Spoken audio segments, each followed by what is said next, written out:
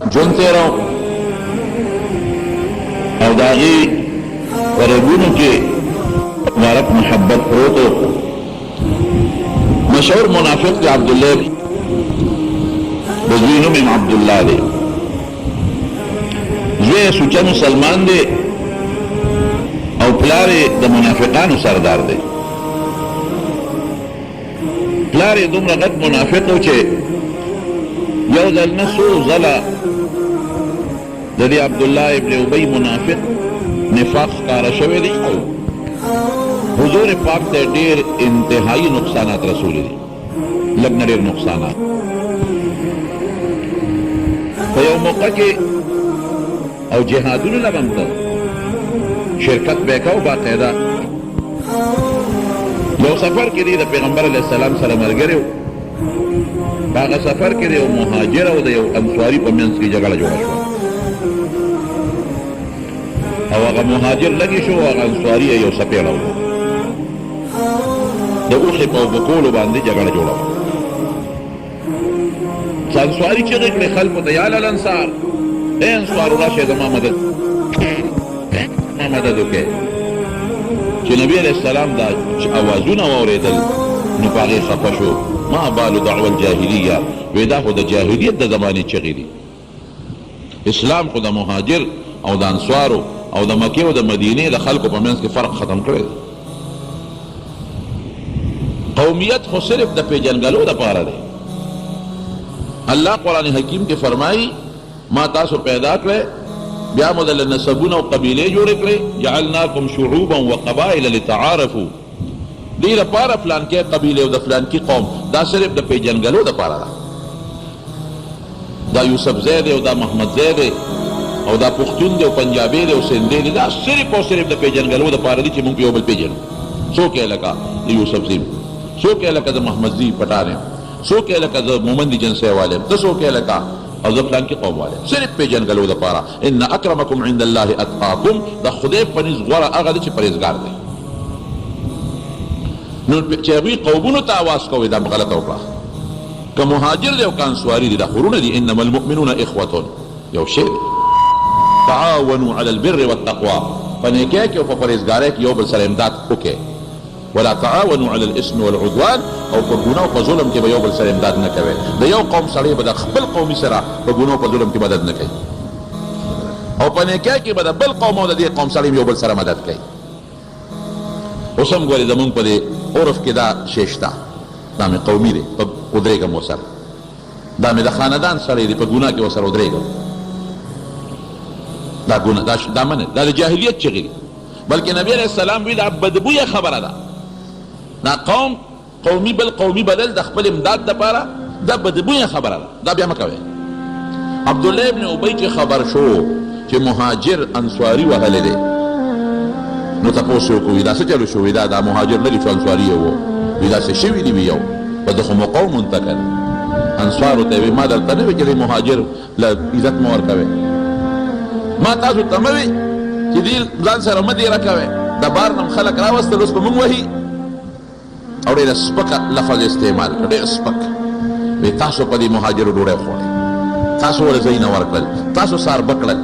اوس په موږ پاسه رالګي شو او وی که زه لئن رجعنا الى المدینة لیخرجن الاعز منها الاذل. چې دا خبرې وکړې نو خلک یې ملګري شو چې دا خو واقعي د بهر خلک د مهاجرین او موږ باندې زورور شو، موږ وهي.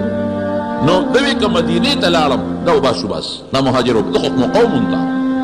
د خو راشه دا خلک به زما ملګري شي او دا صحابه د مکې خلک مهاجرین به لرې به کړو، بس د پیغمبر علیه السلام د ملګري به لرې به کړو، بس او موږ ته بیا مدینه خالی پاتې شي، مشري به بیا زما لاس ته راشي. موقع ومونږ وی مونږ عزتمن یو، دا ذلیله خلک دي عیاذا بالله.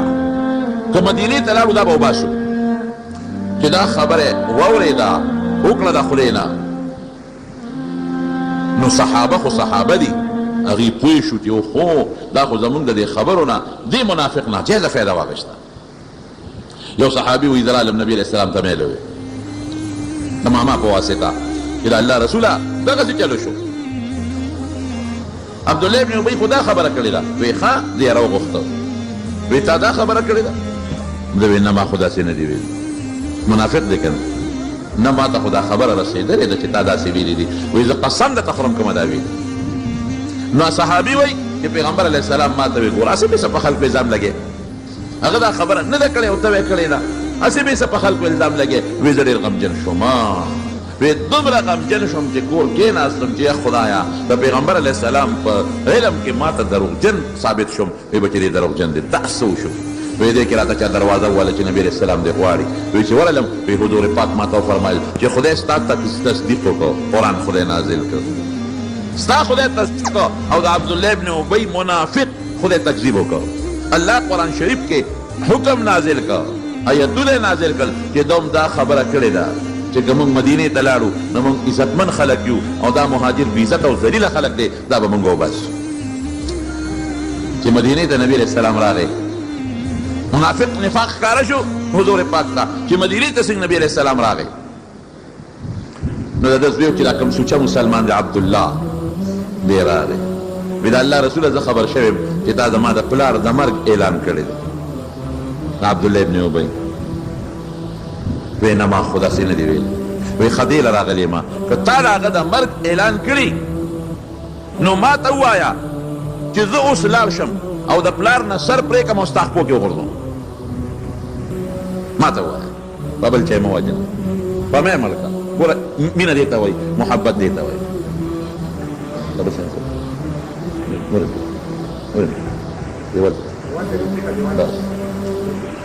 که تا ما د پلار د مرګ اعلان کړي نو په بل چی مه وجنه ما ته ووایه چې زه دله سر اوس راوړم په دا خپو کې درته کېدم وی نه ما ستا د پلار د مرګ اعلان نه دی کړی حضور پاک باندې منافقانو سره ډېره ګزاره کړو وی سبا به خلک وایي چې خپل ملګري وجني سره د هغې دا پلار یې را روان و دا زوی یې ورغی او چې څنګه ورغی نو پلار یې د اوښې نه راکوز کوي راکوز شه او چې راکوز یې کړه د دې ګریوان نه ونیو دغسې پلار ورته وایي بچي عبدالله دا څه کوې ته زما زوی نه عبدالله وی یم او د دې پلار او زوی یو بل سره ډېره مینه وه د بعضې پلار او زوی په منځ کې محبت ډېرې هغه زما د مینې بچی نه وی بابا یم که نه نو ما د ګریوان نه نیسې وی بابا خوښ مې پلار مې خو د پیغمبر مبارک نه راته ګران نه ګوره تا د حضور پاک په شان کې د ذلیل لفظ استعمال کړی دی او ځان ته دې عزتمن ویلی دی قسم په خدای که دې پرېږدم په دې توره دې سر وام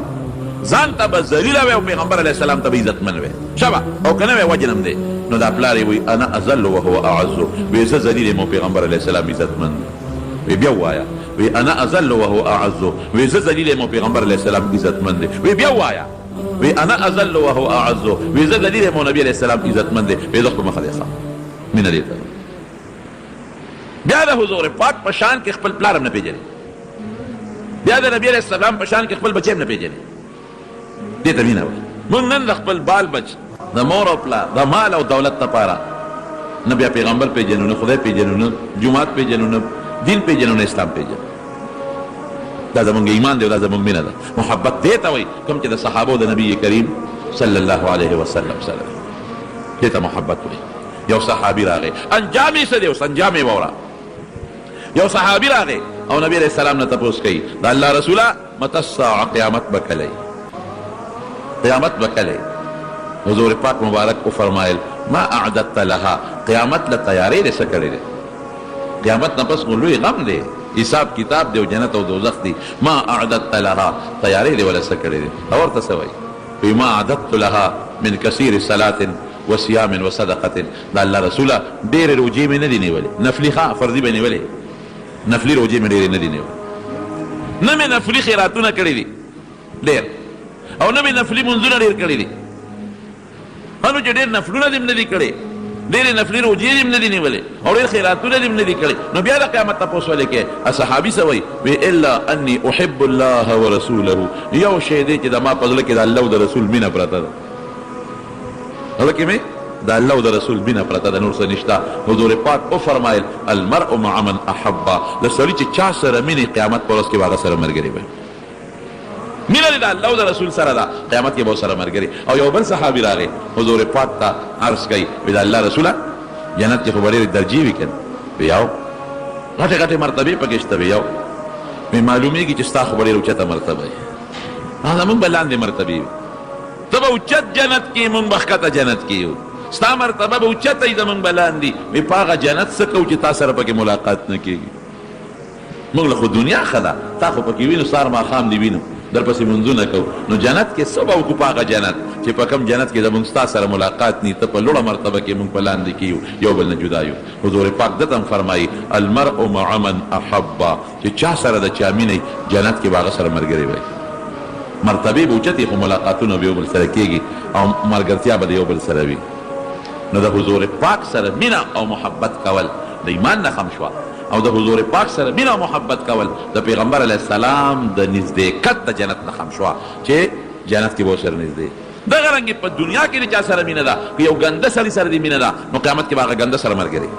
او که د یو عالم سره دې مینه ده یو نیک انسان سره دې مینه ده د خدای د یو نږدې انسان سره دې مینه ده نو قیامت کې به هغه سره ملګری وي فاسق فاجر سره دې مینه ده نو قیامت کې به هغه سره ملګری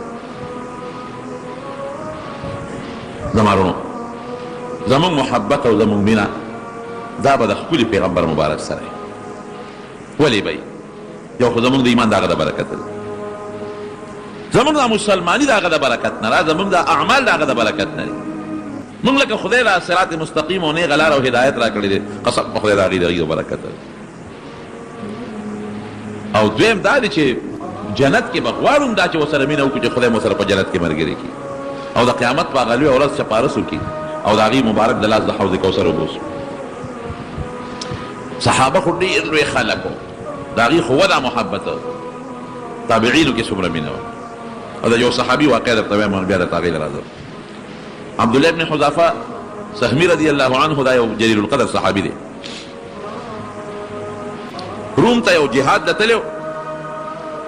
د حضرت عمر فاروق په زمانه کې د روم یو لوی بادشاه و هرقل یې نوم و هغه سره جنګ وکړو د هرقل 300 کسان د مسلمانانو گرفتار کړل په دې 300 کې یو د عبدالله ابن حذافه رضی الله عنه دا صحابي نور هم صحابه پکې وو یې گرفتار یې کړل د روم د بادشاه هرقل دا صحابي ځان ته مخامخ کړی پکې مشر عبدالله ابن حذافه ویې لکه داسې وکړه عیسایي شه زمونږ دین ته راواوړه پرېږدم دی وایي داسې چېرته کېږي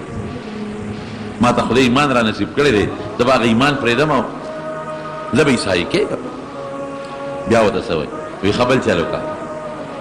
وایي ته به په دې یارېږې چې خلک به سبا پیغور درکوي چې اسلام دې پرېښو نو پیغور دله ختمو زه لور دله په نکاح درکړو زما لور تا ته پته ده زما د روم هغه وخت کې بادشاه داسې و لکه چې اوس د امریکې بادشاه لور درکړو او د یوې علاقې ګورنر به دې جوړ کړم نو پیغور به دې ختم وي که څوک تا ته وایي عیسایي شوې وایي وروره ما له هرقل غوندې بادشاه لور راکړه او د یوې علاقې ګورنر یې جوړ کړم بیا څوک پیغور به درته نه وایي او ته څه وایي وایي دا خو د یو لور ده که نه چې په ګڼ شمېر لورونه راکې او دا خو ګورنري ده چې دا ټول روم راپسې لیکې په قسم دی چې کوم ایمان ما له خدای په زړه کې اچولی چې هغه پرېږدم وایي ښه زه وګورم چې اوس یې پرېږدې که نه پرېږدې نو اډر یې وکړه وایي دا چې څومره مسلمانان دي دا ټول یو جیل کې بند کې او ډوډۍ هم پې بنده کې خوراک هم پې بند کې اوبه هم پې بندې کې نو خوراک یې پې بند کړه 100 ورځې اوبې پې بندې کړې داسې حد ته ورسېدل چې د دې غریبانانو خېټو به دړ کو او قریب و چې د سترګو نظر یې د لوږې د وجې نه تللی وې نو چې څنګه یې راویستل نو هرقل ته یې پېش کړل نو ده له د خنزیر غوښه پخ کړې وه او شراب یې ورته په کاسو کې اچولي وو وایي ها وایي دا د خنزیر غوښه ده دا وخورئ چې لوږه هم پې ختمه شي او دا شراب دي دا وڅښئ عبدالله ابن حذافه رضی الله عنه ملګرو ته اعلان وکړ وایي پام کوئ چې دې غوښې له ګوتې ونسئ او پام کوئ چې دې شرابو نه ګوټو نه کړي ملګري ورته وایي چې صاحب دا خو دې وخت کې مونږ له دا خوراک جایز دی چې یو سړی د لوږې مري بلکل بل څه نه موني او دې د خنزیر غوښه وموني نو خیر دی دی خوړی شي قرآن شریف کې الله تعالی فرمایي او که یو سړی د تندې مري اوبه بلکل نه او شراب پراتي نو دومره اندازه د دې اوس کې چې هغه تندی پې ختمه شي زیات به نه څکي دا ولا جایز دي او د خنزیر غوښه به هم دومره وخوري چې هغه لوږه پې ختمه شي د مرګه پې بچ شي زیاته به نه قرآن وایي عبدالله ابن حذافه ورته څه وایي وایي دا خبره ټیک ده چې دې وخت کې د خنزیر دا غوښه خوړل مونږ له جایز دي بقدر ضرورت او دا شراب څکل مونږ له جایز دي بقدر ضرورت لیکن د یو کافر دشمن لپې خوشحالېږي نو د یو کافر دشمن له نه خوشحالېږي پام مکوئ ګوتې یې ونسئ وی ښه ده زه ګورم اوس چې تاسو د ایمان پرېږدی او که نه پرېږدی نو اډر یې وکړئ تیل راوړئ او ګرم کړئ یو لوی ډرم لوی ډرم لکه زمونږ په دې وطن کې چې دا خلک پکې دا ګوړه دا دغه کوي یاره دې نه بل ډرم دی یې راوړو اور یې ورپسې بل کړو تیل یې ډک او چې ښه په خوټ کېدو شو که نه ښه په خوټ کېدو نو یو ملګری وله راونیسئ خپې لاس وله وتړی او دې تیلو ته یې ورغورځوئ زه ګورم چې اوس دوی ایمان پرېږدي که نه پرېږدي نو یو ملګری وله راونیوه جامې یې ترې وویستې او لاس او خپې یې وله وتړل او تیلو هغه خوټ کېدل چې اور بلیږي او خوټ کېږي هغه تیلو ته یې داسې ورویشت دومره ګرم و تیل یاره دغه صحابي ورغورځېدو سره غوښه وډوکې د یو بل نه بیا جدا و دومره ګرم و چې وایي قدر یې مغې خوار ونه کړ یو ساعت سره ختم شو وی اوس د عبدالله ابن حذافه له لاس او خپې وتړی نو چې دله لاس او خپې وتړل او ورغورځاو یې نو دې په ژړا شو نو هرقل ورته وایي ظالم نیکبخته ملګری دې مړه باندې مړ کړ او ځان هم را باندې وجن ما ته پته و ما درته ووایي چې نشي ټینګېدی مرګ ته ټینګېدی نشي او عیسایي شه نو تام پرېږدم او دا ملګري دې هم پرېږدم لور هم در کوم بادشاهي هم در کوم ګورنري عبدالله ابن حذافه رضی الله عنه ورته وایي چې زه خو د مرګ نه نه یېرېږم وایي دا ولې جړل ولې وایي کمقله په مرګ مې نه دي جړلې جړا مې په دې وکړه چې وجود مې ډېر ټک ټپ شوی دی ډېر لږو تندو والی یم ډېر زیات مې دا وجود ټپ دی ارمان چې وجود مې ښه سرب وي او زما په دې وجود کې دومره ساګانې وي دومره روحونه لکه زما په وجود کې ویښته دي او ښه مضبوط درون وجود مې وي او هر یو روح مې د پیغمبر مبارک په عشق کې په دغه طریقه قربان کړی وي چې زما دې ملګري قربان کړ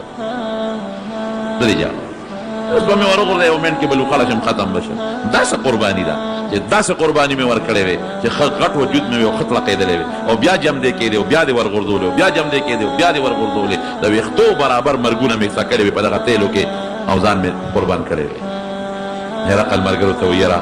د محمد ملګري صلی الله علیه وسلم بل شان ملګري داسې محبت ما په چا کې نه دی لیدلی لکه په دې خلکو کې وایي ښه ده یو بس پرېږدم دې ځه اوسه هسې دې پرېږدم خو په یو شرط چې زما له تندې به ښکلی زما دې تندي له بخدا به ښکلی عبدالله ابن حذافه ورته وایي ما به یوازې پرېږدې که دا ملګري به م را سره پرېږدې وایي نه دا ملګري دې م پرېږدم در سره زه وایي د دې ملګرو د خاطره به دا شرط قبول کوم نو تندې یې وله ښکل کړ د صحابې پرېښودل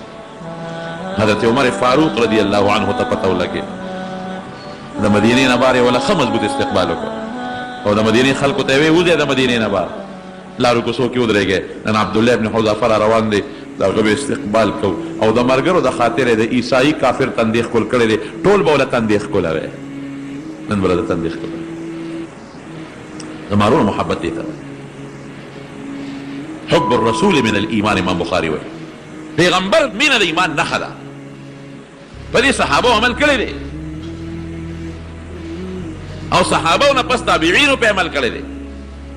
یو صحابي راغی داسې وخت کې راورسېد چې نبی کریم صلی الله علیه وسلم دفن شوی و نو قرآن شریف کې یو آیات ته جلالین مولا لیکلی دی د دې لاندې ولو انهم اذ ظلموا انفسهم جاءوك فاستغفروا الله واستغفر لهم الرسول لوجدوا الله توابا رحیما مسلمانانو ته الله وایي که څوک ظلم وکړي په خپل ځان او ګناه وکړي او بیا راشي الله نه معافي وغواړي چې خدایه ما ګناه کړې ده ما معاف کړې او واستغفر لهم الرسول او نبی علیه السلام ولې د الله په دربار کې بخښنه وغواړي چې الله به بخښنه خدای به وکړي نو صحابو نه چې به غلطي وشوه توبه به ویسته او پیغمبر علیه السلام ته به کېناستل په دې ایت به عمل کوو د الله رسول موږ له بخښنه وغواړه هغه به له بخښنه وغوښته دا صحابي چې راغی حضور پاک دفن شوی نو د روضې مبارکې خوا کې سملاس او خاورې به راغېښتې په سر بچو اوس به وایي موږ چا له ګناه چې وکړو نو موږ به چا له ځو چې موږ له بخښنه وغواړو الله خو وایي چې پیغمبر ولا بخښنه وغواړي خدای به یې معاف کړي اوس به موږ چا له راځو ورته به وایو چې الله رسوله موږ له بخښنه وغواړه جلالین مولا محشي لیکي د قبر د نبي علیه السلام نه ورته آواز وشو غفر الله لك غفر الله لك خدای دې وبخښه خدای دې وبخښه علماء کرام لیکي چې کله د حضور پاک روضې مبارکې ته سړی ور مخامخ شي او هلته پې سلام اچوي الصلاة والسلام علیک یا رسول الله مخامخ هدایت ته ورسره ووایي د الله نه دې معافي وغواړي یا الله زه ستا په دربار کې د ګناهونو نه معافي غواړم، خدای ما معاف کا. بخونکی څوک دی؟ الله دی. او نبی کریم صلی الله علیه وسلم د خپل سفارشي جوړ کړي، ولو انهم دادی ولو انهم اذ ظلموا انفسهم جاءوک، چې د خلکو په چا ځان زیاتې کړي دي، ګناه کړي او تعالی راشي ای پیغمبره واستغفر الله، د خدای نه بخښنه وغواړي، واستغفرهم الرسول، او نبی علیہ السلام ولا بخښنه وغواړي، لوجد الله توابا رحیما، خدای به و د رحم وکړي، توبه به مولا قبول کړي. دا خو د صحابو زندگی و. تابعینو لراشه، تبع تابعین ائمه و حضراتو لراشه چې د هغې په زړه کې څومره د نبی کریم صلی الله علیه وسلم محبت و او د هغې سلم درته ښیم. حضرت امام مالک رحمت الله علیه ټوله زندگی د حضور پاک په کلي کې تېره کړې ده. دومره مینه د حضور پاک د کلي سره چې دی به په مدینه منوره کې په سورلی نه ګرځېد، پیاده به ګرځېده. چا ورته وی په سورلی ولې نه ګرځې؟ وی کومه خاوره کې چې لاندې حضور پاک پروت دی، نو امام مالک به هلته په سورلی ګرځي. د خپو د ګرځېدو نه مې مخلص نشته، بې د دې نه ګزاره نشته چې پکې وګرځم. ګنې زه به زما زړه نه غواړي چې په کومه خاوره کې د دواړو جهانو د مبارک سردار جوسه مبارکه پرته ده او زه د هغې خاورې د پاسه وګرځم. نو د خپو ګرځېدو نه مې ګزاره نه کېږي، خو په سورلی به نه ګرځم. دا د هغه مینه او محبت د حضور پاک د احادیثو سره څومره و. احادیث د پیغمبر علیه السلام خبرې دي، د پیغمبر د خبرو سره یې څونه مینه وه. یو ویل یې ساتلی وه، ویل یې ته یې وی چې څوک راشي او د عامې مسلې تپوس کوي، نو ما ته وایه چې زه راوځم او جواب ورکوم، او که څوک راځي او د حضور پاک د احادیثو تپوس کوي، نو دلته کښېنوه. نو چې څوک به راغلل د مسلې تپوس کوم د فقې، نو زر به وینځه ورله، نو امام مالک به راووت جواب به یې ورکړي، سړی به لاړ. او چې وی به چې زه د حدیثو تپوس ته راغلی یم، پې کښېنه. نو چې داسې یو ګڼه به جوړه شوه، نو امام مالک به لاړ او وینځې به ودی صاحب یو ګڼه جوړه شوه، نو دې به لاړ غسل به یې وکړ، او خشته ښکلې جامې به یې واچولې، پټکې به یې ووم او خوشبویي به یې استعمال کړه.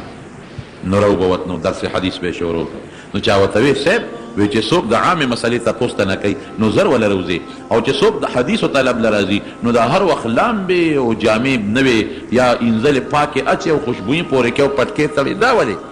وی چې د خپل محبوب پیغمبر د احادیثو درس لازم، او ما غسل نه کړي، او ما خشته جامې نه اچولې، او ما پټکي نه تړلې او خوشبویي مې نه پورې کړې، نو ما له د حضور پاک د احادیثو د لولولو نه حیا راځي. دا کم از کم د پیغمبر خبرې ښیم. یو ځل درس حدیث کې ناست دی، د بره نه یو لړم را پرېوت، په دې شی ولګېد. لړم یې په دې شا کې خو به د کجورو چتونه لړمانان به پکې وو، سفر غوندې شکل به کجورو څانګې به وې، لړم پرېوت. ملګري پې پی شو چې دا رنګ یې بدلېږي را بدلېږي، رنګ بدلېږي را بدلېږي، او دې لګیا دی هغه حدیثو درس کوي. چې هغه حدیث یې خلاص که کله، نو یو شاګرد ته دلته راشه، زما دا ملا وګوره، په دې ملا کې مې څه دي. نو چې کمیس یې اوچت کړ، نو یو زیړ لړم پې ناست و، او 14 ټکه یې ورکړي، 14 ټکه. شاګردانو زر هغه لړم راوغورځاو او مړی یې کړ. وی صاحب مونږ خو در باندې وختي پوه شو چې ستا رنګ زیړ شو، نو مونږ څه چل دی، هر څه چل چې دی خو څه چل دی. نو تا وختي مونږ ته ولې نه وې؟ فوري به م وجلې و، نو دونه به د لملا نه به پړسول، ملا یې پړسې شروع کړی و. ما له حیا راتله چې مې په میانځ کې پرېښوده او تا ته مې ویل چې زما د ملا نه لړم مړ کړه. دومره محبت، دومره مینه. او یو ځل د حضور پاک مبارک درس ته ناستو، حدیثو ته. د درس په دوران کې یو سړی راغی، راتلو سره دې سړي د خلکو په اوږو قدمونه راواغېشتل او مخکې راغی. حالانکې د دین مسله دا ده چې که مخکې دی وي، نو بیا یو سړی راتلی شي مخکې، او که مخکې دی نه، نو بیا بس خلک شاته به کېږي. دا سړی راغی او د خلکو په اوږو یې قدمونه واغېشتل واغېشتل، او امام مالک دلته مخې له راغی، دته وی راپاس پیسه درس یې بند، درس بند که جي بند دی. وی راپاسه، ورپاسې وی را تر غاړو ده، ورته رغاړه وه. وی صاحب اجازت راکړه په دې تن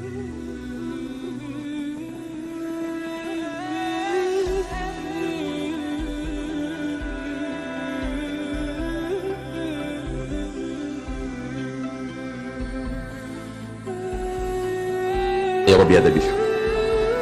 دا حدیثو درس به نه باندې د دنیا د کار ده، ضروري کار پېښ شي بله خبره ده، لیکن دا بیا ادبي ده، داسې به نه کړي.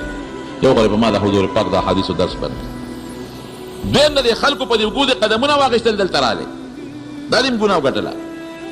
او دریم ځل ځان ته راترغاړه باسلم څه چل شوی او څلورم دا دی چې په تندي دې ښکل کړم ته ولې سړی ورته وایي صاحب دا څلور غلطۍ خو مې وکړې خو دا د یو حرص ته وجه ده وایي بېګا مې خوب لیده په خوب کې مې دا جومات د مسجد نبوي شریف وینم دې کې نبي کریم صلی الله علیه وسلم سره د ملګرو تشریف راوړو وایي چې راغې خشته جامې چولې دي ګڼه ګوڼه ده وی فورا یې تپوس وکړه چې این مالک بن انس امام مالک څه شو وی چا ورته وی چې صاحب هغه د ستا په ګدۍ ناست دی او ستا حدیث و درس کوي خدای ورسره عجیبه احسان هم کړی و که نه د ده ګدۍ به کوم ځای پرته وه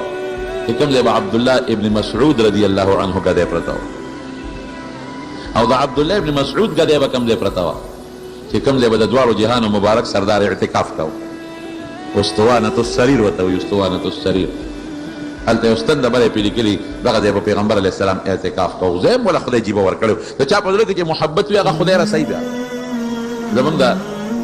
شیخ الهند صاحب شاګرد مولانا حسین احمد مدني رحمت الله علیه هغه به جړل حجونه یې ډېر کړي خو هر کال خو څوک حج ته نشي تللی نو چې حجیان به کله حج ته تلل نو دې به ده به جړل ډېر زیات به یې جړل او چې را اخیري د ذوالحجې دا لس ورځې به وې نو دې به وي چې خدایا نن به عاشقان د خدای او د رسول په کوم ځای کې په کوم غر به او کوم ځای به منډې وي او چې بیا به د اخیري ورځې شو یا خدای چې نن به مسلمان جړل به غري دا لس ورځې د حج به متواتر د شپې او د ورځې جړل الله پې داسې فضل وکړ داسې فضل د چا په لکه چې عشق وي نو خدای پاکې رسوي داسې فضل پې خدای وکړ چې د انډیا نه خدای مهاجر کړ مدینې ته مدینې ته په مدینه منوره کې 14 کاله د پیغمبر علیه السلام په ګول کې د حدیثو درس وکړ او زموږ د استادان چې د حدیثو درس کوي نو دوی قال رسول الله صلی الله علیه وسلم پیغمبر علیه السلام پیغمبر علیه السلام فرمایلی دي او چې ده به وې نو ده به وې قال هذا الرسول د حضور پاک روزې مبارکې ته به یې ګوته ونیوله وې دې پیغمبر مبارک فرمایلی مواجهه شریفه ته مخامخ به درس حدیث کو 14 کاله د پیغمبر احادیث د پیغمبر مبارک په گاون کې ولولو لکه جذبه او عشق وینو خدای دله مقام ورکړي دی خدای ورسوي نو امام مالک په لکه جذبه د عشق د خدای ورسو درس حدیث کوي او چې کوم له حضور پاک اعتکاف کوو هغه ده ادا سي دی چې خلینا आवाज رو او مباسن حضور پاک مبارک وي او قبر یې کوم ځای الله ماشاء الله اکثر ملګرو سره جنت البقیع ته لاړ شم د مدینې قبرستان ته دا قبرونه ورته ښیم نو د پیغمبر علیه السلام د لوڼو مبارکو او د پیغمبر علیه السلام د بیبیانو مبارکو ته په دونه فاصله کې قبر دی چې غالبا د دې جومات د دې مصلي نه دیواله پورې دومره نږدې قبر بسې نږدې ورسره پروت خدای ښه مقام ورکړ نو چې نبی علیه السلام هغه سړی ورته وایي دا څلور غلطۍ مې د یو حرص د وجې نه وکړې بېګا مې خوب لیدن او حضور پاک سره د خپلو ملګرو د جومات ته تشریف راوړ نو تپوس یې وکړو امام مالک څه شو وی تا ته چا وی چې صاحب نبی علیه السلام دی خو وی ته راپاسې دی خو دا ولیدل پرېږدل چې نبی علیه السلام به ما ته څه وایي نو وی چې ورنږدې شوې نو وی درته وی مه یارېږه او وی ځان ته یې راترغاړه باسلې او په دې تندي باندې ښکل کړې راترغاړه یې باسلې او په تندي ښکل کړې وی زه راویښ شم وی ما وی چې خدایه کله به د امام مالک دغه سینې له خپله سینه ورسوم چې بېګا پورې حضور پاک مبارک خپله سینه مګرې او دغې تندي له به د خپلې شونډې کله ورسوم چې بېګا پې د دواړو جهانو د مبارک سردار شونډې لګېدلې وی صاحب دا حرص مې ځکه وکړو دا غلطۍ مې ځکه وکړو چې بل څوک رانه مخکې نه شي قدر زر زرګر شناست قدر جوهر جوهر د امام مالک سره دونه مینه حضور پاک ولې کوي نبی علیه السلام ته پته ده چې زما د احادیثو خدمت کوي زما د دین خدمت کوي زما راوړل شوي دین امت ته رسوي نو تاسو ته هم دا خبره د علماو سره مینه ساتئ محبت ورسره ساتئ قاریانو حافظانو سره محبت ساتئ مینه ورسره ساتئ صرف په دې بنیاد چې دا الله قرآن د چا خبرې دي د الله او احادیث د چا خبرې دي د نبی علیه السلام یو عقلي مثال درته وایم ما سره چې د چا مینې زما خبرې به یې خوښېږي به یې نه دا قانون دی که او چې زما خبرې د چا خوښې وي نو زه به یې خوښ یم که به یې نه یم خوښ او چې زه یې نه یم خوښ زما خبرې به یم بدې شي او چې زما خبرې نه یې خوښې زه به یم نه یم خوښ نو قرآن د چا خبرې دي تاسو راته د الله او احادیث د چا خبرې دي د حضور پاک نو که د چا خدای خوښي د خدای خبرې به یې خوښې چې قرآن شریف نو چې څوک د قرآن خدمت کوي هغه به یې خوښي زما د خبرو چې څوک قدر کوي خدمت کوي زما به نه خوښ چې د چا پیغمبر سره مینه د پیغمبر خبرې حدیث به یې خوښي او چې د چا د پیغمبر سره مینه څوک چې د هغه د حدیث او د هغه د قرآن خدمت کوي هغه سره به مینه کوي دا کې دي نه شي چې ستا د علماو سره مینه ني د قاریانو سره د مینه ني او ته زما د پیغمبر سره مینه ده غلطه خبره چې د پیغمبر د دین څوک لګیا دی خدمت کوي او د پیغمبر دین امت ته رسوي نو چې ته د پیغمبر سره مینه کوي دین سره به مینه کوي د خلکو سره به محبت کوي حافظانو قاریانو سره به محبت کوي او که ته وایې چې نه کوم دې سره محبت معلومیږي دا چې ستاسو د خولې زباني جمع خرج دی د خدای او د رسول خبرو سره د محبت او مینه نشته خدای زموږ په زړه کې دا محبت پیدا کوي سوچ مونږ نه دی کړی مونږ غلطۍ ګورو لکه دا قاري صاحب خدا ګناه کوي او دا حافظ صاحب خدا غلطي کوي او دا مولا صاحب خدا ګناهونه کوي بالکل به کوي د دنیا مثال خدا ډنډ دی د څښا چقړو د څښا چقړو په څښا چقړو کې تم ګرځي قاري صاحب هم ګرځي مولا صاحب هم ګرځي ټول پکې ګرځي خو څوک پکې د نامه ډوب دی او څوک د ګیټو ډوب دی او چا له ساس کې ورغلي د دې معاشرې نه علما پیدا دي که د بل ځای نه خو نه دي راغلي قاریان او حافظان خو د دې معاشرې نه پیدا دي بار نه خو نه دي راغلي نو تا هغه منفي سوچ مه کوه غلطۍ مه راوباسه مثبت سوچ وکړه چې امت ته د دین خدمت څومره کوي د قرآن خدمت کوي د دین خدمت کوي د شریعت خدمت کوي د احادیثو خدمت کوي نیت دا وکړئ دمارو نو ګوره وی ځان ته ما وی چې خدای دې سینې د وکړه خپله سینه رسوم چې بېګا حضور پاک سینه مې ګلې او دې شونډو دې تندي له وکړه شونډې رسوم چې بېګا پې حضور پاک شونډې مبارکې لګولې امام مالک ورته څه وی چې تا دا خبره وکړه یو زمان به وی زما د الله په ذات قسمي چې د کله نه د حضور پاک د احادیثو درس ته ناست یم نو په ما داسې شپه نه ده تېره شوې چې په دغه کیفیت زما د رسول الله مبارک سره ملاقات نه شوي هغه شپه مې ورسره ملاقات کېږي را تر غاړه باسي مې په تندي مې ښکلوي دا د محبت او دا د حضور پاک د احادیثو د مینې دغه دی نتیجه ده احادیثو د حضور پاک سره مینه کوي نو خدای ولا دا نتیجه ورکړه د هغه د خبرو سره مینه کوي د هغه د خبرو سره مینه ده نو دا د الله سره پیغمبر مبارک سره مینه شو امام بخاری رحمت الله علیه بخاری شریف کتاب لیکلی دی صحیح بخاری جامع د امام بخاری فضله کې ردم د حدیثو مینه څومره مینه وه دونه محبت اوس خو یو طالب چې سبق زده کوي نو دی لاړ شي نو په یو مدرسه کې ټول حدیث زده کوي اخو په یو مدرسه کې ټول حدیث بنو یو سړي سره به پنځه حدیث او بل سره دوه بل سره درې نو خلک به ګرځېدل په دې خلکو پسې او دا حدیث به یې ترې نقل کول امام بخاري مکه مدینه شام یمن کوفه بصره عراق په دې علاقو وګرځېد او د پیغمبر علیه السلام حدیث به یې لیکل ښه مضبوطه او څومره محنت یې کړی دی وایي داسې وخت په ما راغلی دی چې ما یو شواروس په یو بادام او په دوه بادامو ګزاره کړی او یو ځل چا ورته یو ځای کې یو سړی وخووي د پیغمبر علیه السلام یو حدیث پې ورپسې لاړ د هغه نه اس تښتېدلی نو ده وی راشه وخت به څه ضایع کوم دی ورپسې لاړ ځنګل ته هغه اس رانیوه نو چې دا اس څوک رانیسي نو دا زولی ورته راغونډه کړي خالي زولی نو هغه اس ته زولی راغونډه کړو چې اس راغی نو ویني وه زولی ښکته وغورځوله امام بخاري صاحب ورته ملګري دا زولی د سره راغونډه کړې وه وی دا اس مې پرې رانیوه وی دې کې څوک پیسه هم پکې نو لکه تش موټي چې سړی چرته نیسي چرګان پرې رانیسي وی ښه ما خو در سره څه کار او خو لاړم وی څه کار دی وی ما ته چا وی چې تا سره د نبي علیه السلام یو حدیث دی وی او ما سره شته کښېنه چې درته ویم وی نه اوس مې نه دی پکار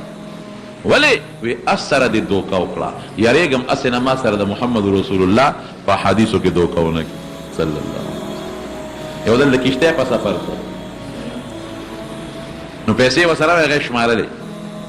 یو غل ورته کتل دې چې پیسې شماري غل په شیش کې واخېسته پیسې یو بټوه کې واچولې تیلی کې غل ورته کتل چې تیلی په جیب کې واچوله او روان شو غل هم ورپسې روان شو غل په دې سوچ کړی چې دې ملا صاحب نه دا پیسې به څنګه وواخلو چې دې کښتۍ ته وخت هم ورپسې وخت دریابي سفر دی د کښتۍ سمندې لاړه نو هغه پاسېد اعلان یې وکړ خدای مه بخه زما نه 2000 روپۍ روکې شوي دي دراهم ګورې درهم د روپۍ نه قیمتي دی 2000 روپۍ غورځېدلي دي او دا د بټوې د تیلی رنګ دا دی که چا ملدي ماله خپلې پیسې راکړي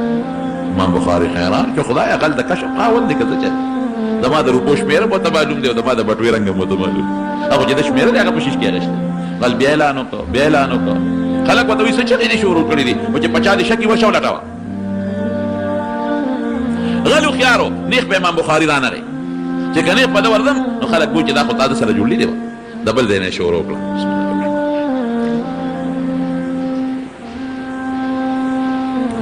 الحمدلله بل ځای نه یې شروع کړه یو لټۍ لټۍ لټۍ اخر کې امام بخاري ته راغی ښه ولټوه خو تیلی به رامنځته کړه چې امام بخاري خپل منزل مقصود ته ورسېد کښتۍ نه کوشو بسترۍ په اوږه کړه او روان شو غلم ورپسې روان شو چې څه منزل راغلل غل ورته وایي ودرېږه لږ غوندې استاد جي ملا صاحب ودرېږه ودرېد ورته دا غل ورته وایي وایي هغه تیلی دې څه کړه بټوه وایي نور ته هم خپې او زه هم خپې یم دواړه سره پېږو و په دا راته وایي چې هغه بټوه دې څه کړه وایي سپېره تا راباندې د غلا دعوه ونه کړه نو وایي چې ما د باندې د غلا دعوه کړو نو تا ورسره څه چل وکړه څه دې کړه وایي ما دریاب ته وغورځوله وایي ساده ملا صاحب دریاب ته دې ولې غورځوله خو یا به ستا شوې وه یا به زما شوې وه که نه امام بخاري ورته وایي ستا نه شوه کېدی ما له خدای علم را کړی دی پویه دا زما بټوه وه زما پیسې وې نو بیا دې ولې دریاب ته وغورځوله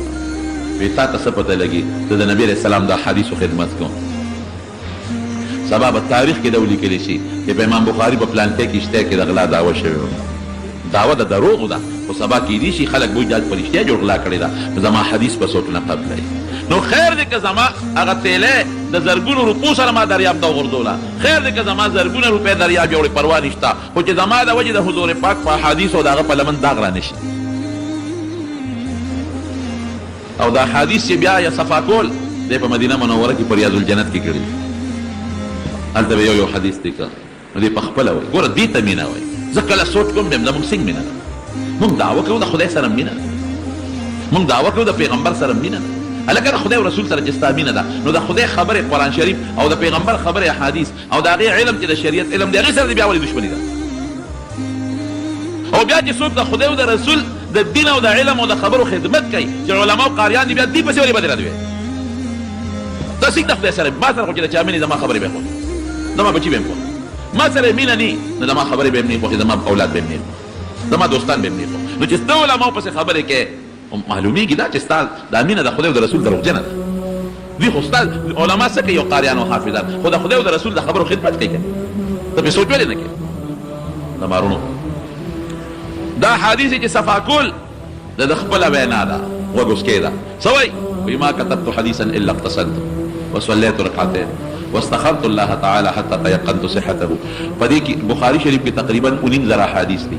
نو د هر حدیث د مخکې به یو ځل غسل کو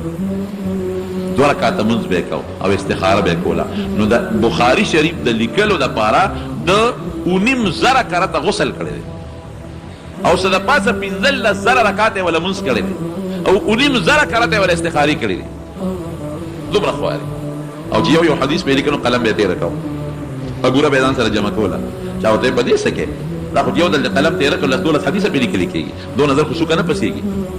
وته وی زما دی ګوره کې غرض دی چې مړ کېده وصیت وکړ وی چې زما په ګرموي نو په خشاک کې به دا ګوره واچي په دې ما د حضور پاک حدیث لیکلي کله دې تو او بو تو رسیږي او د هغه او بو تو د ما وجود تو رسیږي او د پیغمبر علیه السلام مبارک ویخته وسره ابي ځان نه جدا کول هر وخت وسره ازمایښونه په ګوره ډېر تیر شي دومره امتحانات چې غریب کله یو ځای جګړې کله بل ځای جګړې لکه اوس بعض علماء پسې خلک ګډې وډې څوک څو یو ځای نه بل خوا هجرت بل ځای نه بل خوا هجرت بل ځای نه بل خوا هجرت په اخیری وخت کې خپل علاقې ته راغی یو گورنر وو د چولم سو یو مسله واخو ویلم سو نو باندې وته بل څه جوړ کړل نا گورنر سے وته وی ته برازي خپل کتاب بخاری شریف بدما بچو ته دما په گورنر هاوس کې خې د درباري مولا نه قلت نه درنه وی خدما بچی بدرځي نو دا کتاب دی وته ځان له خاینور طالبانو سره یو ځای مکه نه وی ته چاپلوس هم نکو استا بچی راځي نور طالبانو سره یو ځای کینی وته خیم یعنی مې راځيګا وی خدما د علاقې نه وځه وی اولاله نو خو مضبوطه خیره وته وکړه هغه بزرګانو زوی خدای دې هلاک کا نو په ورو دې کې دنه گورنر خدای مردار کا او دې راغی رشتہ دارانو هغه رشتہ دارانو کړه دې راشو ازبکستان کې خرطنګ کړي مالته خدای ته لاس پورته کړ سوي اللهم قد ضاقت علي الارض بما رحبت یا خدایا استاز مکه ډیره فراخه ده خو الله په ما تنګ ده ځمکه دې فراخه ده په ما تنګه ده زما ځای پکې نشته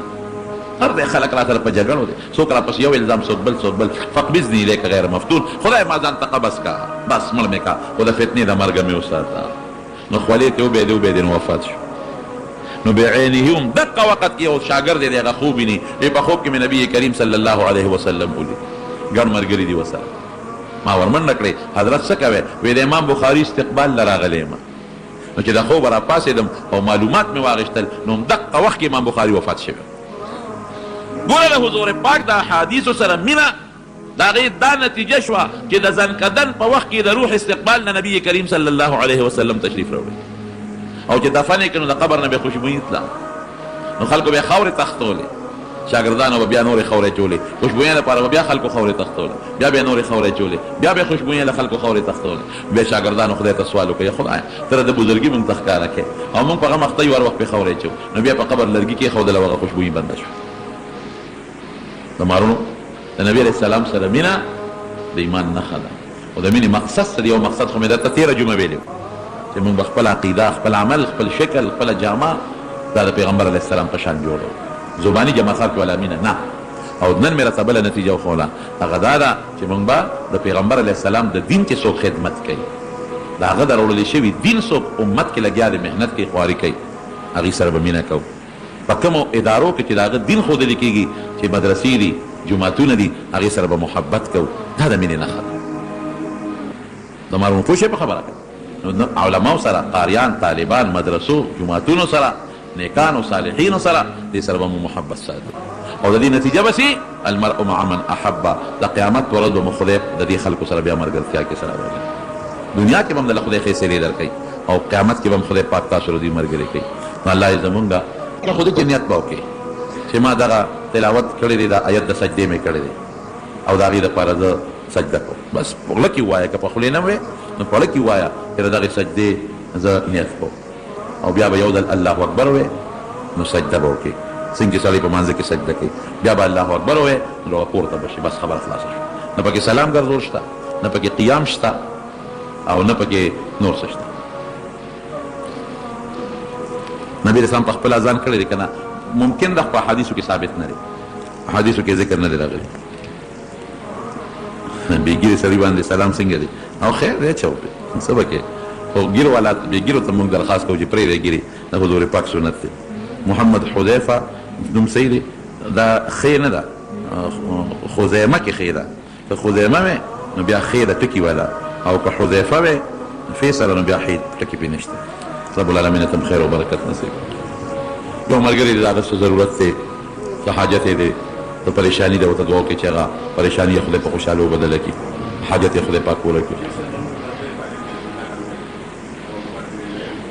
دعا وکړئ ورته چې خدای عالم کړي څوک چې د علم طلب کوي خدای دې عالمان کړي د چا چې څه حاجتونه خدای ته وله پوره کړي الله چې څوک مریضان دي ته وله شفا ورکړي پای دوستان دي هغوی څه اراده دی او سفر لري څه مشکلات دي ورته دعا ورته وکړئ چې خدای ورته هغه مشکلات اسان کړي رب العالمین ته د نبي علیه السلام په نقش قدم روان کړي د هغې د مبارک لاس د حوض کوثر به هم نصیب کړي دې منزله چې څوک د کم کم ځای نه راځي په یو قدم وله خدای اجرونه ورکړي د چا که اولاد نی خدای نارینه اولاد وله ورکړي په دې کراچۍ کې یو ډېر نیک او بزرګ انسان و حکیم اختر صاحب رحمه الله ډېر بزرګ انسان و یقینا او ډېر لوی نیک انسان او ډېر لوی خدمت یې کړی د تصوف او د ذکر اذکار دې مخکې هفته کې وفات شو دعا ورته وکړي چې خدای پاک یې مغفرت نصیب الله یې په قبر انوار نازل کړي الله یې د جنت لوی درجات نصیب کړي او ډېره لویه خانقاه ده خدای دې ول هغه کامیابه کړي او چې څوک مریضان دي خدای ټول له شفا ورکړي څوک وفات شوي دي خدای ټول مغفرت نصیب کړي اخر وخت په خدای کریمه نصیب کړي لا اله الا الله محمد رسول الله. السلام علیکم ورحمۃ اللہ وبرکاتہ. امید کوم دوستانو چې ویډیو مو خوښه شوې وي نو دې دپاره تاسو دا ویډیو لایک کړئ د خپلو ملګرو سره شیر کړئ او د چینل سره خامخا سبسکرایب کړئ او د بیل آیکن د سره هم پرس کړئ. جزاک